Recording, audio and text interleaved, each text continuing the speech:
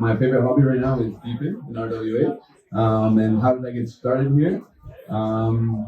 Just discovered crypto a long time ago when I was doing e-commerce and just fell into crypto and then got really interested in connecting hardware and real assets to the blockchain. And yeah, now we're here. Hello, everybody. My name is Yevgeny. I'm the founder and the CTO at DIMO. And before this, I spent a decade in automotive working with Ford, GM, Chrysler, and other big automotive companies. So I was actually in Bitcoin in the early 2010s and left for a little while, got back in when Helium came about and saw what it could do to telecom and thought about it and then started building it for transportation. Yeah, hi everyone, I'm Laser from Starpower co-founder, and previously I was working in crypto for like 10 years as assistant to the chairman of HP and Mauricio. Some of you might heard of the institution in China, and since last year we started building Starpower and get some momentum. So we have finished 2 rounds and we just started our 3rd round in the Altex event. And that's some momentum. Yesterday got one leading investor. Yeah, and that's all. Great. So I'm going to ask the same question we asked the last panel. What, in your opinion, is the most successful use case for DePIN to date, and why? That's a good question. I guess the one that excited me the most when I first saw it was eLoop. They essentially tokenized 100 Teslas, and investors got what we call a machine NFT. So it's a revenue share in that fleet's income. They managed to, with zero marketing, raise 1.6 million euros. And it was, I think that was a really cool use case and one that really opened the doors to a lot of different things that we're seeing built now. For me, I think it was definitely Helium. I mean, the network was definitely a lot bigger a few years ago, but even still, DIMO recently launched a device on Helium, and it's amazing. They built this network from scratch on a basically new protocol. They had to wait really a long time for this network to be successful enough to be able to actually put devices on it. But now it's functioning, and we're able to use it. And people that are buying DIMO devices are also able to earn not just DIMO, but also HNT tokens from their hotspot. And I think that's some of the most exciting real-world composability that I want to see more of in the future. Yeah, if you want to pick a specific single one project, I think most people will pick Helium, right? And so I don't need to explain more. And I think there are many best projects, and who are building the layer one for DePIN, specific chain like Altex and Solana, Eclipse, and also DePIN. So we are building Solana and Altex, and I think we get a lot of support from them. And I think best DePIN projects will be, need to get support from the, because DePIN last year is still early stage and not getting any momentum and attention. So I think the best projects should be the best incubator who promote a lot for this industry. Yeah. Great. So we talked about real-world composability. That's the first time I've heard that term. And I think that's also related to the L1 or L2 network that you choose to build on, right? So tell us right now, if you're a DePIN builder, how should you evaluate the real-world composability of different L1s and L2s in this space? And what are the top 3 in your opinion? Yeah, I mean, of course, there's Solana. There's a lot of DePINs building there now. IoTeX is a very solid layer 1 for DePIN. And then there's, I think, Peak Network. I think those are the 3 biggest layer 1s kind of really focusing on DePIN. Reasons for that, to build on a layer 1, specifically DePIN focused layer 1, I guess, would be the DePIN functionalities that come with it, whether it's a DeFi suite for tokenization of assets or SDKs that kind of help developers deploy quicker. Built-in functionalities such as role-based access control, data indexing, data storage, all these things kind of help projects that maybe don't have that much blockchain knowledge and have some products in the real world in Web2, for example. And that might be a lot easier for them to come build in those DePIN focus there once in deploying on an Ethereum, a Polygon, or a Solana. The question was best real-world composability. And the Which L1. L1s or L2s? Interesting. So, I mean, the first thing is real-world composability usually, well, I guess it doesn't necessarily have to involve the chain, right? One example is, well, we're working right now with PowerPod on how you can have the Macron that's plugged into a car pay directly a PowerPod charger, right? And that's, I think, a very interesting use case. But that being said, I think long-term, the critical thing to do when you're picking a chain is one, is it going to scale? The second thing is, what are the contracts and things available? Are there other devices on the same chain so you could theoretically compose between them? And last but not least, I mean, the best solution is obviously Bitcoin Cash. So I like that. Yeah, so best layer 1 or layer 2 for DePIN, yeah. And from the angle of the composability. So I last night I was in the dinner hosted by Altex, Huge Money, and the Foresight Venture. I think Roland mentioned Altex is the modular infra for DePIN. Yeah, kind of echoes. Yeah, what's your question? It's composability, and I think like DIMO is cooperating with Powerball. Yeah, it's kind of the composability user application layer. Yeah, Starpower also wants to promote the energy network, so potentially we are also discussing with our projects to connect. I think I talked with Alex, about you can connect with Tesla or EV, connect to our Starpower, and we can airdrop token to our holders. Yeah, something like that. Great. So next question.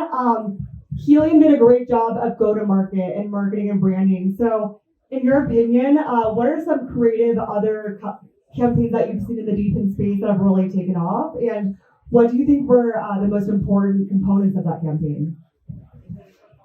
Shout out to DIMO. I think you guys did a really good job there.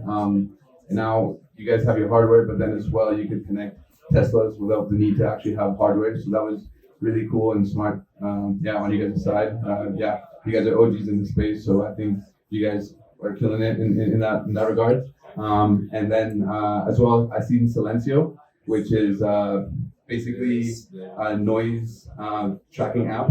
So you track noise pollution, but it's really easy because all you really need is your mobile phone, so there's no barrier to entry. And they were able to scale to 150K users within 6 months. And they didn't even have to rush to launch a token. They have redeemable tokens in a way. And then once the tokenomics are out and all that, they've already established a user base and they're scaling. And I think they did a great job as well. I think I'm not supposed to say my own project, so I'm not going to. I'm a big fan of WeatherXM, actually. I think they've done a great job. It may not be just go to market, but the vision. And I think they've done an amazing job working on a problem that is really key as we're, facing this global warming issue. And I think it's going to be very important to solve that problem. And I think they have something anyone can deploy, anyone can use, and everyone in the society that we live in is going to benefit from. Okay, so I am going to introduce my project. So I think from the go-to-market angle, it's most importantly is about barrier, whether the barrier is high or low. So the barrier is about the combination, how much money your user has to pay for your device. So we choose to use the smart plug to. It's a very easy, obviously call it a channel to onboard your Web 2 or Web 1 users to Web 3. You just plug it, connect it with your home appliances, and then you can join the energy network and can kind of reduce the peak load during the peak load hour, and then also ultimately you can stabilize the power grid, so you can onboard more renewable energy, which will help us fight climate change. Something like that. It's a bigger vision and very easy, smoothly to help your user join the network. Yeah.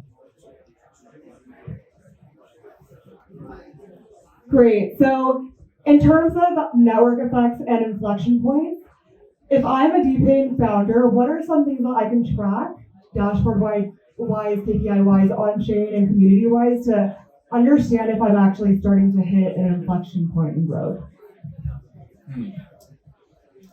Yeah, that's a good one. I guess for the flywheel to start spinning, you really need to focus on first a business case. Really monetize that data or that service that protocol is providing, and then align incentives for growth. Like sustainable incentives.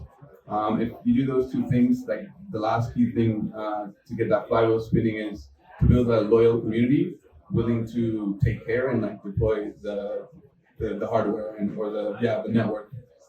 If you get those three things aligned, I think you're on a pretty good track to kind of scale. Inflection points. I think so. DePIN's project generally are going after 100-year-old industries or older, right? Whether it's transportation, electricity, telecom, and all of these things. I think the most interesting part is, can you convince the developer to start building on this user base you've acquired, right? And in some places it's going to be harder. For telecom, you have to put a cell tower up, and you have to wait for someone to make a compatible device that goes on that tower. It's going to take some time. But when it comes to, let's say, more sensor-driven networks, I think it's the moment when somebody sees the value in the existing user base and actually starts building an application that the original team was never going to build or just enough time to build.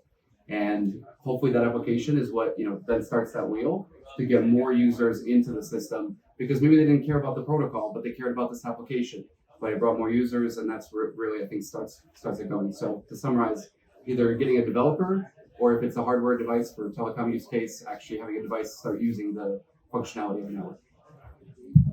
Yeah, I think the inflection point is kind of similar to the tipping point of each DePIN project in its industry. So, which can also be translated into the supply side threshold before before revenue. So if you look at that, there are different metrics.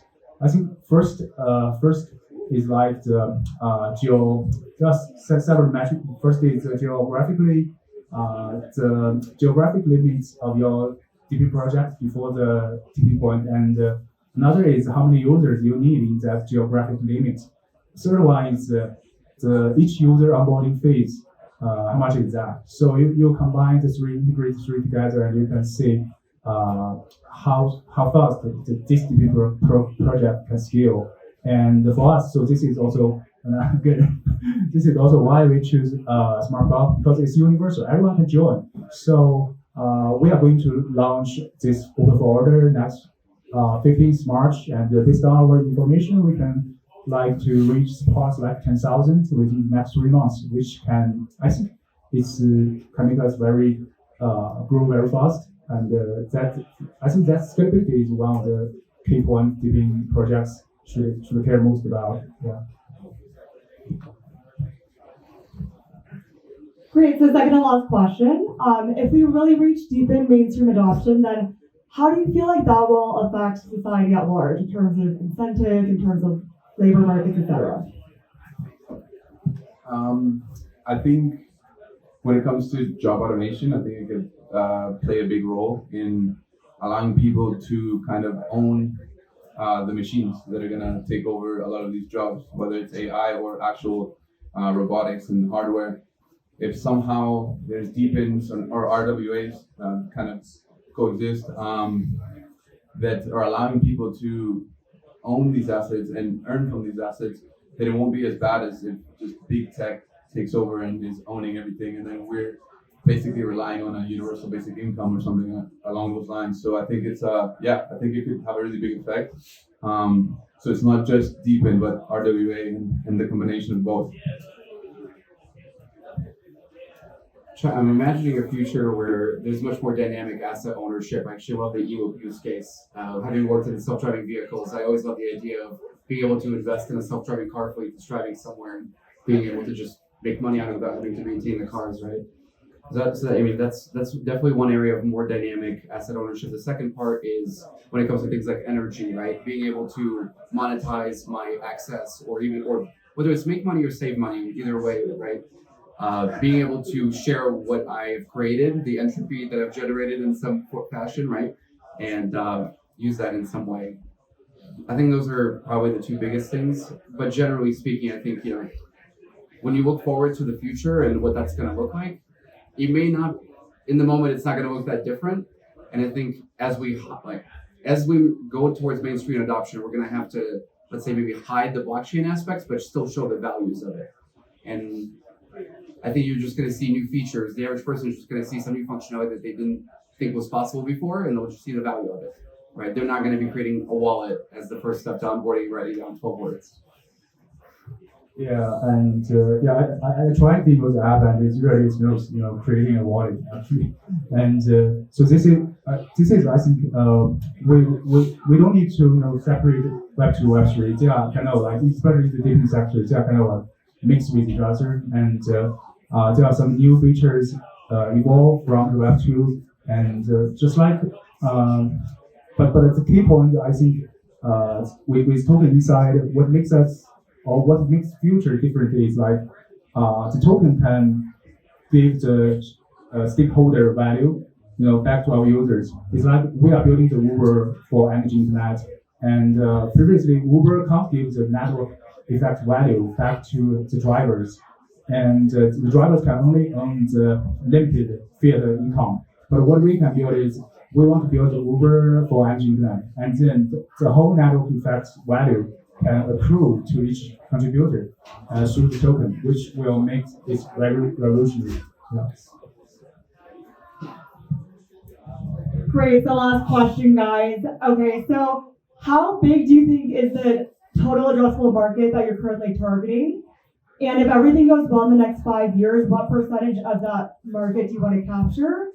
And how can the people in this room help you get there? How can they help recruit, fundraise for you, and how can they get in touch? That's a crazy question. How big is the, okay, well, just the fun fact, the car loan market just in the US is 1.5 trillion. Every single day there's about $10 billion worth of car sales every single day. But what was the time horizon again? 5 years. 5 years? Okay, we'll say 500 million cars for DIMO. Yeah. And how can we help you get there? That's a good question. I think right now the best thing that everyone could do is, well, one, sign up, but secondly, start building applications on our APIs on our platform, whether it's insurance or just a social club for cars if you're a car person, or even just being able to create a dashboard at fastest speed in reverse, cryptographically proven. Okay. So to give you some data about the energy market, just take the electricity market. Last year, the whole revenue of the electricity market is globally is like 3 trillion, and based on Elon Musk's projection, it will grow to like around 10 trillion in the year of 2045. And watch power plant, which is we are focusing on, from academic or industrial perspective, it will be like 300 to 900 billion US dollars globally. So it's quite huge. And what's lucky, the lucky is still our stage. So because water power plant is like a twin of renewable energy. If you want more renewable energy, you need more water power plant. So I think we all, it's a global consensus that we all need renewable energy in the future. It kind of replace all our dirty electricities. So water power plant is going to be very big. And after 5 years, I think we want to like connect like similar 5 million energy devices, either AC, but we would prefer battery. We will release our own battery in Q4 this year. And the next question. How can we help you get there? Oh yeah, help us. I think there are 2 points. One is user growth, which is like community driven. We need more branding. And the second one is the fundraising. We need some because for DePIN we are kind of, I would say it's lucky or unlucky, right? In fundraising, we need Web2 investors to understand, and most of them, they are kind of still doubt about this industry. No, Web3, okay. But what native Web3 funds, they are kind of, they don't know about what we are doing here. So this, I think fund is one of the most important things for us, for DePIN.